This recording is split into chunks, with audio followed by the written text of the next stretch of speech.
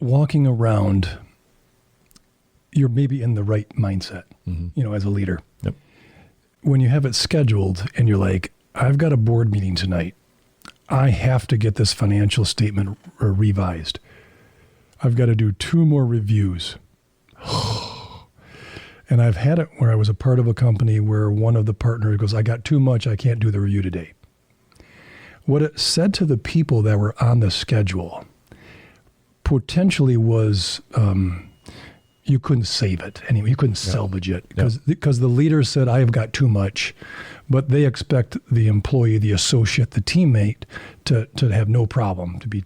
So when that happens, how do we make up for that staff person who felt like or that feels like they really didn't want to because he or she was busy with his stuff? Sure. How do you save it? I was thinking about Billy Graham had a statement once. He said, quoting from a verse in the Bible, if your ox falls into the ditch on the Sabbath, you go and get the ox out of the ditch.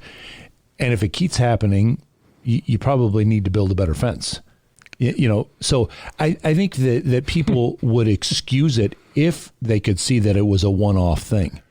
If you said, hey, listen, the board meeting date got changed because we had some people flying in town and their flights got delayed and I wasn't expecting it to be here.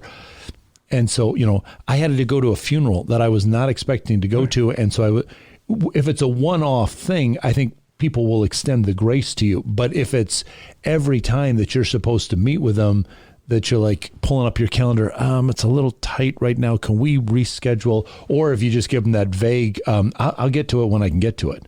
Then you are sending the message that you're really not that important. And that's key. Yeah. The performance really is that chance, Craig, to invest in someone forward, which I love that word, just forward piece. The challenge we have is, our days are full. They're full of subjects and stress and so forth.